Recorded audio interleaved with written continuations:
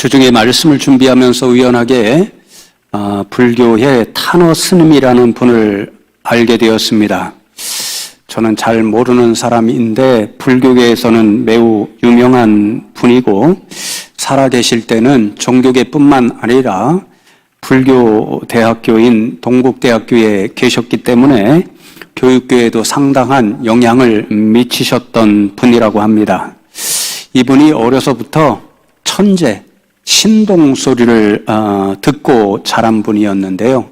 아주 어린 나이부터 각종 경전을 공부하고 어떤 것들은 줄줄줄 외우고 또 오랫동안 불교 공부뿐 아니라 다양한 종교 공부도 하셔서 아주 박식하신 분이셨다고 합니다. 이렇게 천재, 수재, 신동 그리고 공부를 많이 하신 탄어 스님이 한 번은 주요 종교를 비교하면서 자신이 오랫동안 공부했잖아요. 그것을 공부한 결과로 제가 생각하기에는 상당히 의미 있는 그런 말씀을 하나 남겼습니다.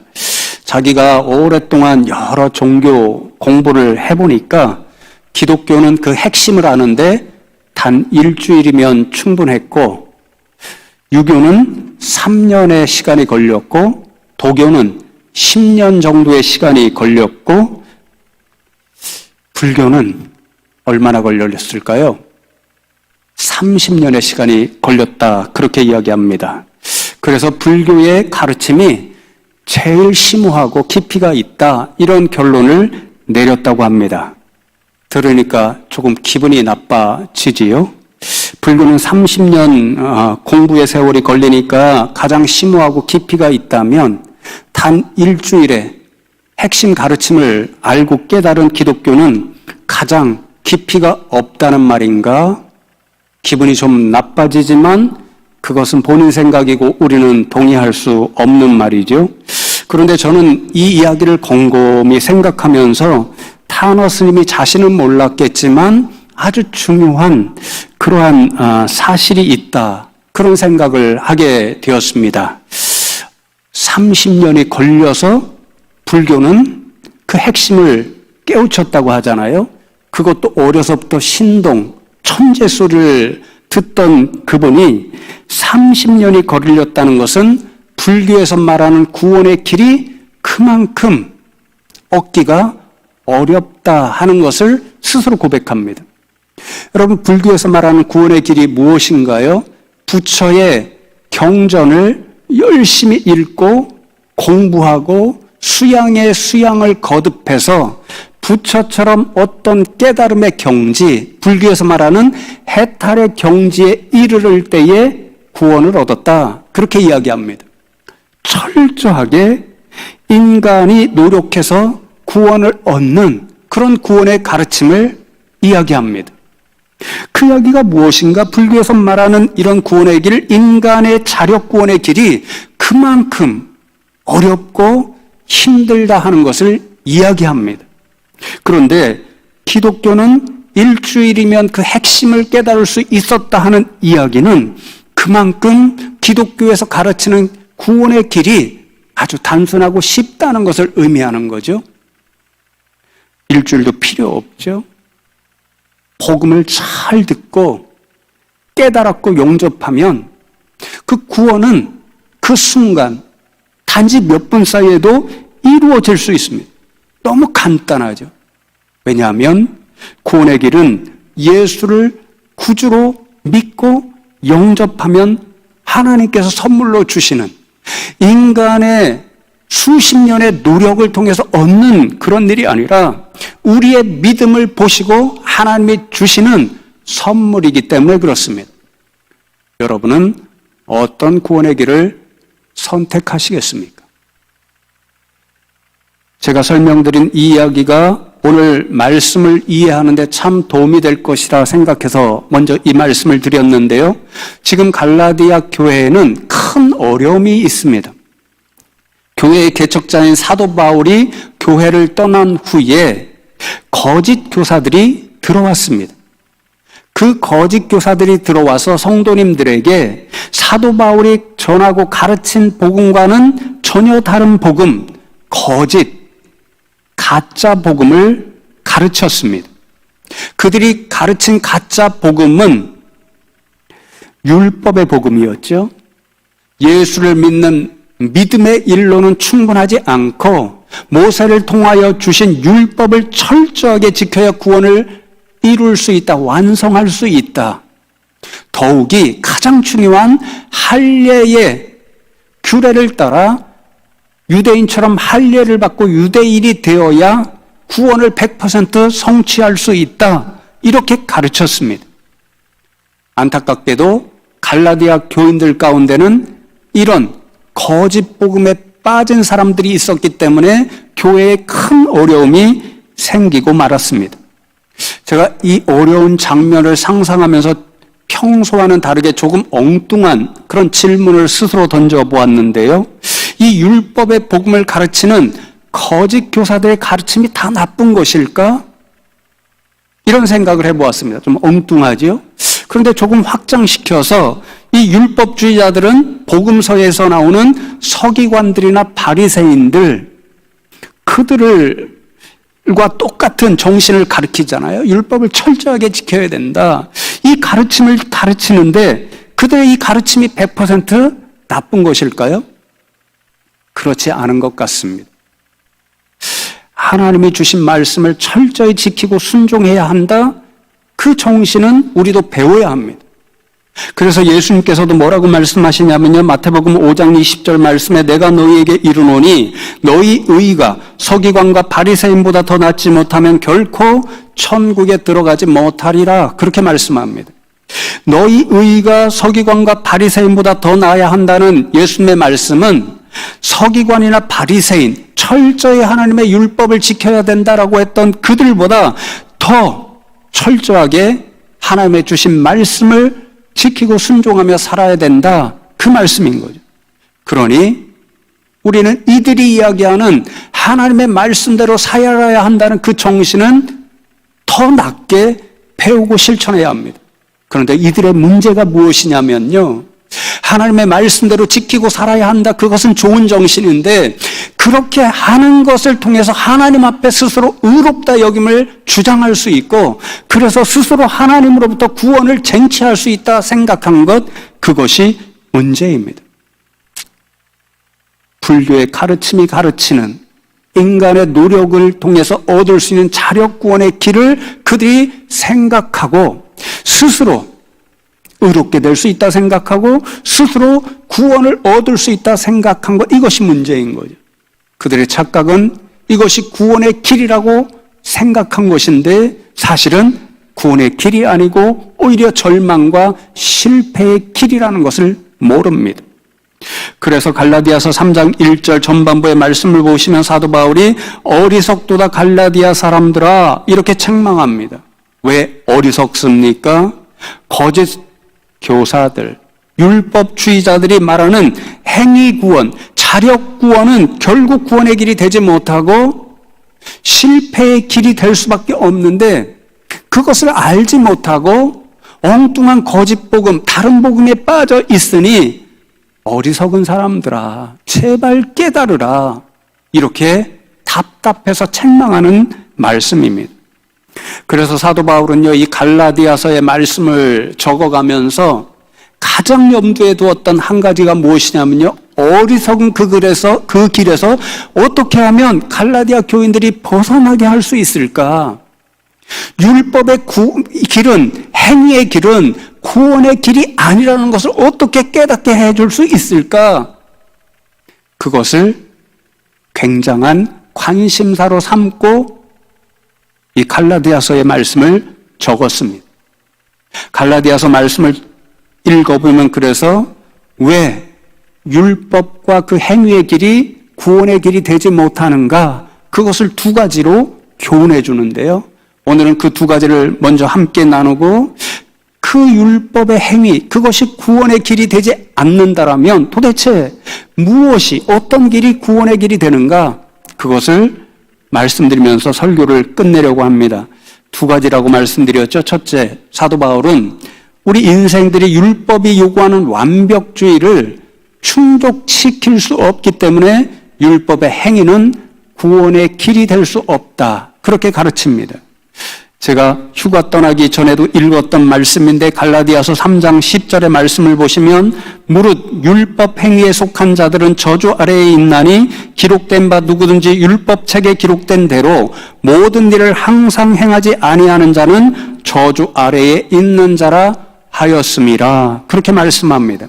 제가 모든이라는 단어와 항상이라는 말씀을 강조해 놓았잖아요. 이 두 단어가 율법이 요구하는 정신을 우리에게 그대로 가르쳐 주는 단어입니다. 모든은 율법의 조항이 있죠. 우리가 잘 아는 것처럼 하라라는 계명, 그 말씀이 248개, 하지 말라라는 조항이 365개, 합하여 613개가 있습니다. 모든이라는 말은 이 613개의 모든 조항, 규례를 하나도 빠짐없이 지켜야 한다. 하나라도 지키지 못하면 저주 아래에 놓일 수밖에 없다. 그 뜻입니다. 항상이라는 말은 영어로 보니까 continue입니다. 중단됨이 없이 계속해서라는 뜻입니다. 그러니까 모든 613개의 조항이 있는데 어느 것 하나라도 중단됨이 없이 때나 시간이나 장소나 사람이나 어떤 한 예에서도 중단됨이 없이 계속 지켜야 한다. 예를 들어서 사랑하라는 조항이 있으면 어떤 때는 사랑하고 어떤 때는 사랑하지 않습니다. 그러면 저주 아래에 놓이는 것입니다. 어떤 장소에 있는 어떤 사람은 사랑하는데 어떤 장소에 있는 어떤 사람은 사랑하지 않습니다. 그러면 실패한 것이고 저주 아래에 놓이게 됩니다. 그러니까 율법의 행위는 율법의 수많은 조항을 단 하나도 빠짐없이 전부 다 지켜야 하고 그 모든 조항을 단 한순간 때나 시간이나 장소나 사람에 관계없이 중단 없이 계속해서 100% 완벽하게 지켜야 한다는 너무도 철저한 완벽주의를 요구합니다. 이 완벽주의를 100% 충족시킬 수 있는 사람이 세상에 단 한 사람이라도 존재할 수 있을까요? 앤드류 팔리라는 사람이 쓴 복음에 더할 것이 없다라는 책을 보면 이 질문에 대한 아주 정확한 답변을 우리에게 들려줍니다. 그 책을 보면 팔리는 율법의 정신을 만족을 모르는 배우자의 비유에서 설명해 줍니다. 데이비드라는 남자가 있고 켈리라는 예쁜 여자가 있습니다. 서로 만나서 사랑을 해서 결혼을 하고 가정을 이루게 됩니다. 너무도 사랑해서 결혼을 했으니까 신혼 초에는 매일매일이 천국을 느끼는 것 같은 그런 행복한 삶을 살아갑니다. 근데 시간이 갈수록 점점 어려움이 생기기 시작하는데 부인인 켈리 때문입니다. 이 켈리가 완벽주의자입니다. 처음에 데이비드라는 남자는 완벽한 여인을 만났다. 이런 행운이 어디 있을까? 결혼해 살아보니까 처음에는 모든 게 완벽해 보이고 너무 좋고 행복합니다. 근데 시간이 갈수록 문제가 생기기 시작합니다. 완벽주의자니까 이 켈리가요, 남편 데이비드를 바라볼 때마다 정말 너무 사랑해서 최선을 다해서 살아가고 있는데 항상 부족한 것이 보입니다. 그러니까 항상 이게 부족해, 이것도 해주면 좋겠어, 불평을 늘어놓기 시작합니다. 예를 들면 데이비드가 열심히 일해서 이제 수입을 가져오잖아요. 월급을 타오면 너무 적은 것 같아, 더 많이 돈을 벌어왔으면 좋겠어, 이렇게 불평을 합니다. 그러니까 그 완벽주의자인 켈리를 만족시켜주기 위해서 남편인 데이비드가 한 주일 동안 아무 힘도 없이 일을 하기 시작합니다.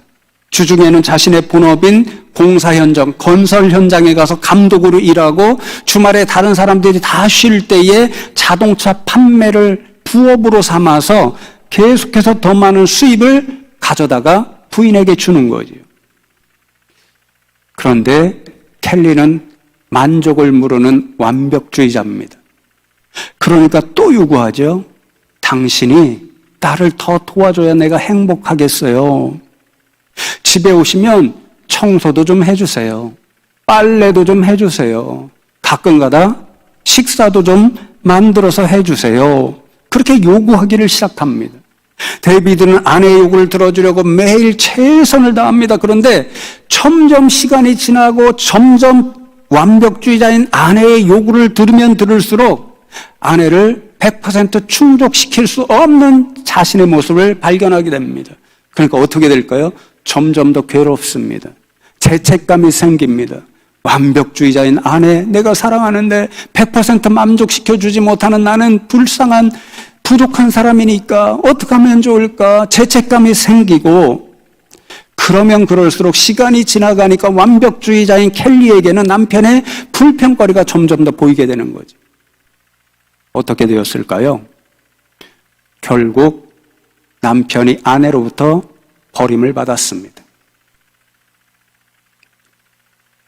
여러분 가정에는 이런 남편 없으시고 이런 아내 없으시죠? 서로 다 부족함을 아니까 그래 이대로 내 곁에 있어주면 좋아 이렇게 생각하시죠? 아무도 아멘 안 하네요. 율법의 결론이 이렇습니다. 우리가 율법이 요구하는 대로 최선을 다해 율법을 조항을 지키려고 합니다. 모든 것을 다 지키려고 하고 항상 지키려고 합니다. 근데 완벽주의의 율법은요, 우리를 통해서 만족을 몰합니다. 이것도 해야 됩니다. 저것도 해야 됩니다. 그럼 어떻게 되나요? 만족시킬 수 없으니까 결국 율법이 요구하는 것 100% 충족시킬 수 없으니까 결론은 저주입니다. 그러므로 율법의 행위는 구원의 길이 될 수가 없고 오히려 실패의 길이요, 절망의 길이요, 죽음의 길인 거지요. 두 번째로 사도 바울은 율법은 우리 인생을 교만하게 만들기 때문에 구원의 길이 될 수 없다, 그렇게 가르칩니다. 갈라디아서 6장 13절의 말씀을 보면 할례를 받은 그리들이라도 스스로 율법은 지키지 아니하고 너희에게 할례를 받게 하려 하는 것은 그들이 너희의 육체로 자랑하려 함이라, 그렇게 말씀합니다. 할례를 받은 그들은 지금 갈라디아 교회에 들어와서 거짓 복음을 가르치는 사람들, 율법의 행위의 복음을 가르치는 사람들, 그들을 이야기합니다. 이들이 갈라디아 교인들에게 율법의 행위를 가르침으로써 우리처럼 율법을 지켜야 구원을 100% 완성할 수 있다, 이렇게 가르치는 목적이 있다라는 거죠. 그 목적이 너희의 육체로 자랑하려 하는 데 있다, 그것입니다. 무슨 말이냐면요, 율법을 지키는 사람, 율법주의자들의 마지막 결론은 무엇이냐면 자랑이고 교만이라는 것입니다. 어떤 자랑거리들을 내세울까요? 갈라디아 교회에 들어와서는 아마 이렇게 자랑했겠죠. 너희들 잘못 알고 있어. 믿음으로는 충분하지 않아. 우리를 봐. 구약 성경에 기록되어 있는 그 율법을 철저히 지키고 있어. 이 쉬운 일이 아닌데 우리는 얼마나 지키려고 하는지 몰라. 그러니 너희들과 우리와 비교할 때는 우리가 훨씬 더 우월한 사람들이야, 이렇게 자랑하게 있죠. 그러니까 갈라디아 교회 교인들이 그런가 유혹을 받기 시작합니다. 그래서 어떤 한 사람이 나타나서 당신들이 가르치는 그 율법의 행위, 그것 우리 따르겠습니다. 나 따르겠습니다. 그러면 또 어떤 자랑거리를 할까요? 이것 보십시오. 내 영향을 받아서, 내 가르침을 받아서 이렇게 율법의 행위를 하겠다는 사람이 있습니다. 율법에 적혀 있는 대로 저 사람 표를 보십시오. 우리처럼 할례를 받고 유대인이 되었습니다. 그게 다 내가 가르쳐준 결과입니다. 이렇게 또 자랑을 하겠죠. 만일 그렇게 영향받은 사람들이 한 사람, 두 사람, 10사람까지 늘어납니다. 갈라디아 교회 대부분이 이들의 길을 따릅니다. 그러면 어떻게 자랑할까요? 아마 사도 바울에게도 바울 선생 보시오.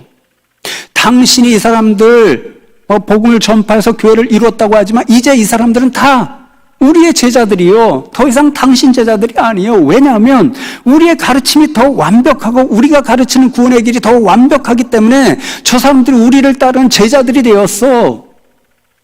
그렇게 자랑하고 또 자랑하겠죠. 여러분, 그런데 그 자랑을 가지고 하나님 앞에 가서 하나님, 우리가 이렇게 했고 저렇게 하고 자랑할 거리가 많습니다. 그러면 하나님이 뭐라고 반응하실까요? 그래, 니네 잘했네.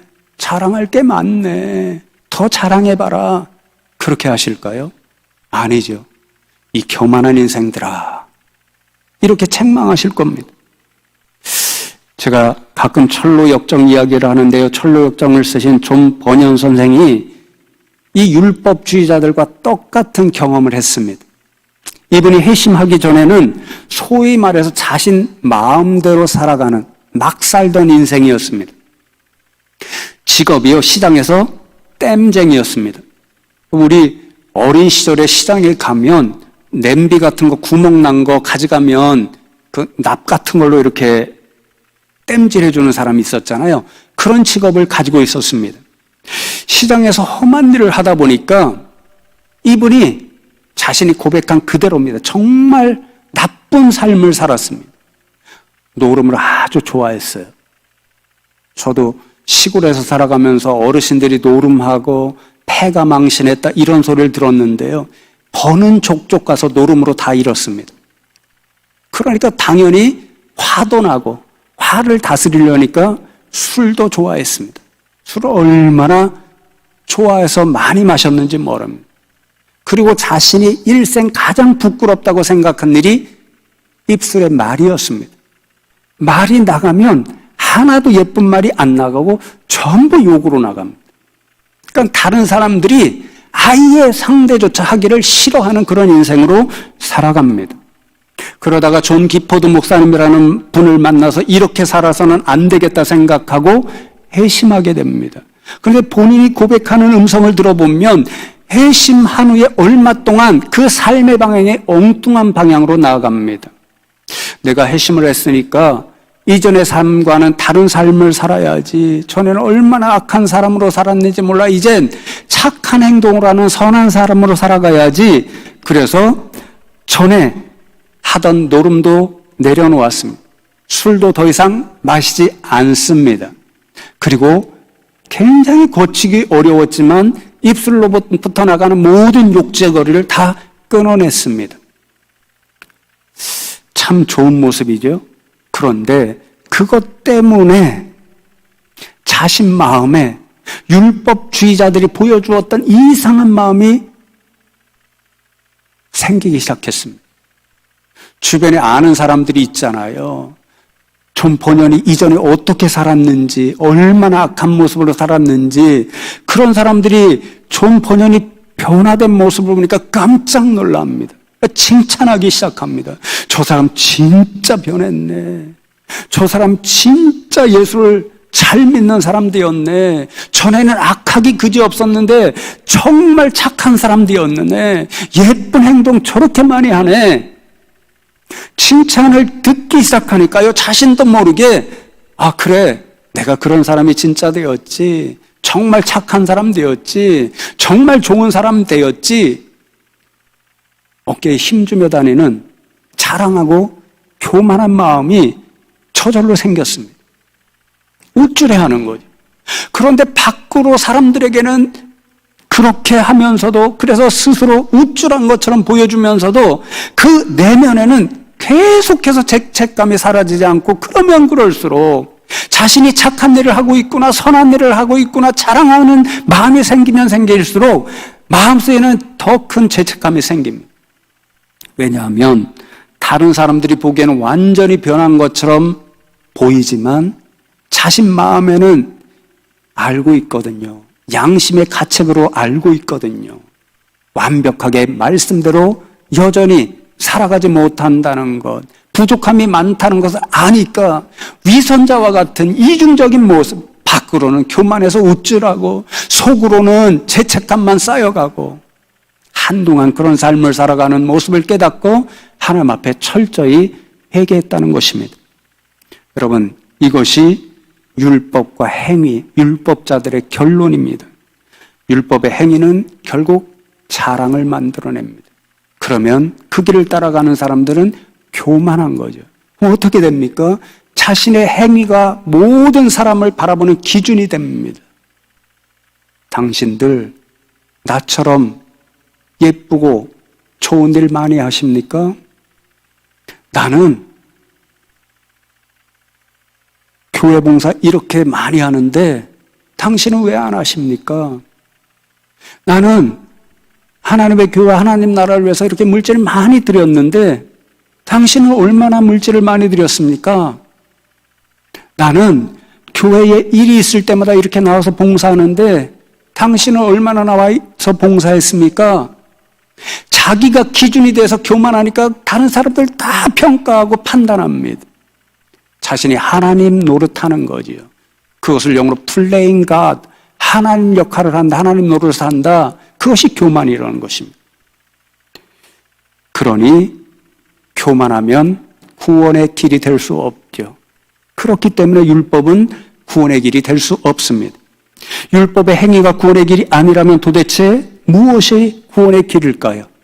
오늘 함께 읽은 갈라디아서 3장 2절의 말씀을 보시면 사도 바울이 내가 너희에게서 다만 이것을 알려 하노니 너희가 성령을 받은 것이 율법의 행위로냐 혹은 듣고 믿음으로냐 이렇게 묻습니다. 양자택일과도 같은 물음이지요. 성령을 받았다는 것은 사도행전의 말씀을 보면 구원을 받은 증표로 하나님이 주시는 선물입니다. 그러니까 성령을 받았다는 것은 구원을 받고 하나님 나라 백성이 되었다는 것을 의미하죠. 그러므로 성령을 받은 것이 율법의 행위로냐 아니면 예수 그리스도 십자가의 복음을 듣고 믿음으로냐 이것을 묻는 것은 구원을 받고 하나님의 자녀가 된 것이 율법의 행위로냐 아니면 복음을 듣고 믿음에 의해서이냐 이것을 묻는 것입니다. 이미 말씀드린 대로 율법의 행위는 될 수가 없습니다. 율법의 행위는 결국 구원의 길이 아니라 실패와 절망의 길이기 때문에 될 수가 없는 거죠. 남는 것이 무엇인가요? 하나, 믿음입니다. 예수 그리스도의 십자가 복음을 듣고 믿는 믿음, 이것만이 구원의 길이라는 거죠. 그러니까 갈라디아 사람들은 왜 어리석게도 엉뚱한 길로 나가냐? 두 가지 길 중에 어떤 길이 분명하지 드러나지 않느냐? 그러니 어리석은 길에서 떠나서 참된 구원의 길로 돌아오거라. 양자택일적인 질문을 통해서 그렇게 요구하는 거죠. 여러분, 왜 오직 믿음만이 구원의 길일까요? 3장 6절 말씀을 보시면 아브라함이 하나님을 믿음에 그것을 그에게 의로 정하셨다 함과 같으니라 그렇게 기록되어 있습니다. 제가 의로 정하셨다 이 말씀을 강조해 놓았는데 정하셨다는 말씀이 아주 중요하다.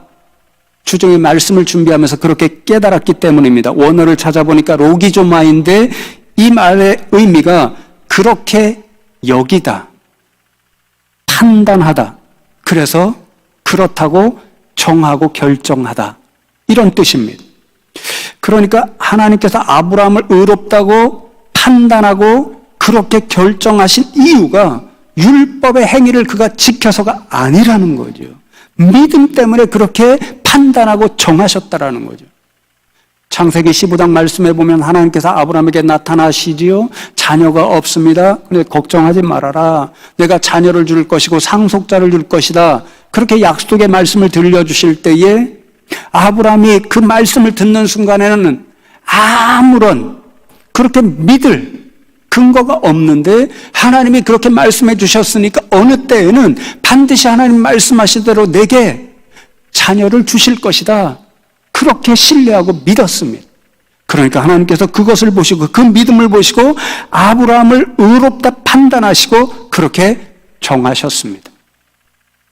그러니 율법의 행위가 아니라 믿음이 구원의 길이라고 정하여 놓으신 분이 누구신가요? 구원을 주시는 주권을 가지고 계신 하나님 자신입니다. 그러니 이보다 더 확실한 믿음만이 구원의 길이라고 깨달을 수 있는 방법이 없습니다. 하나님께서 정하시기를 내가 너희를 위해 구원의 길을 정했는데 그것은 내 독생자 예수를 그리스도로 믿는 믿음이야. 그것 외에 내가 다른 구원의 길을 정한 바가 없어. 그게 가장 확실한 방법이죠. 그런데 아닙니다. 저는 제 행위로, 제 힘으로, 자력으로 구원받겠습니다. 하나님이 다르게 정해놓으셨는데 자신이 이렇게 정했다라고 고집하면 불쌍하기 그지없는 거죠. 제가요, 신학교에 가끔 강의를 나가잖아요. 그러면 한 학기를 강의하면서 2번의 시험을 치르게 되어 있습니다. 중간시험과 기말시험이죠. 그럼 시험 보기 전에 아예 첫 수업부터 저는 중간시험, 기말시험 이렇게 냅니다. 그리고 이렇게 적어 주셔야 제가 여러분의 답안지를 읽고 감동받고 은혜받고 그래서 좋은 점수를 줄 수 있습니다. 수없이 알려주고 또 알려줍니다. 기대를 갖고 시험을 치르고 답안지를 받아서 읽습니다. 어떨까요? 제게 감동을 주는 전도사님들보다 고무를 하는 전도사님들이 훨씬 많습니다. 왜 그럴까요? 저는 분명히 정해서 알려주었습니다. 이렇게 시험 문제 냅니다. 그리고 시험 문제를 읽고 이런 식으로 대답을 하셔야, 답을 적어야 제가 감동받고 좋은 점수를 줍니다. 다 알려주었습니다. 수없이 알려주었습니다.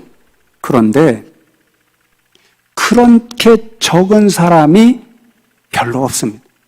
읽는 것이 기쁨이 아니라 고문이에요. 고문. 읽으면서 왜 이렇게 불쌍할까? 왜 이렇게 답답할까? 그런 생각을 많이 하게 됩니다. 여러분, 하나님 모습을 한번 생각해 보십시오. 하나님이 나는 이것을 구원의 길로 정했어. 너희들이 이 길을 따르면 내가 구원을 선물로 줄게. 그것을 정해 놓으셨습니다. 독생자를 세상에 보내시고 십자가에 내어주시고 그리고는 십자가에 달려 돌아가신 그 독생자 예수 그리스도를 믿는 믿음, 이것이 내가 정한 너희를 위한 구원의 길이야. 이렇게 정해 놓으셨습니다. 그런데 어떤 사람들이 나타나서 하나님, 그게 구원의 길이 아니에요. 저는요, 구원의 길을 제가 정했는데요, 율법을 철저히 지키고 선한 행위를 통해서 하나님 앞에 내가 당당히 의롭다 여김을 받을 것을 요구하고 구원 달라라고 요청할 거예요. 이게 제가 정한 구원의 길이에요. 어떻게 될까요? 너의 점수는 F야. 제가 전 사람들이 너무 불쌍해서 F는 주지 않는 사람이지만 하나님이 보실 때는 F입니다. F. 하나님께서 정하신 구원의 길로만 가야 하나님으로부터 구원의 선물을 받을 수 있는 거죠. 그러니 사랑하는 성도 여러분, 하나님이 정하신 구원의 길은 오직 믿음입니다. 다른 길은 없습니다. 그러니까 세상에서 이런저런 모양으로 우리를 유혹하는 구원의 길들이 있죠. 율법의 행위, 선한 행위, 공적도 있고요. 때로는 만몬도 있고요. 때로는 권력, 아름다운 건강 수없이 많죠. 다 구원의 길이 아닙니다. 가짜 복음들입니다. 진짜 구원의 길, 진짜 복음은 오로지 믿음, 예수를 그리스도로 영접하고 믿는 믿음의 길밖에 없습니다. 하나님이 그렇게 정하셨기 때문입니다. 그러니 다른 거짓된 복음은 다 물리치시고 하나님 정하신 참 구원의 길, 참 복음의 길, 믿음의 길로만 나가셔서 예수 잘 믿는 분들 다 되시기를 주님의 이름으로 축복합니다.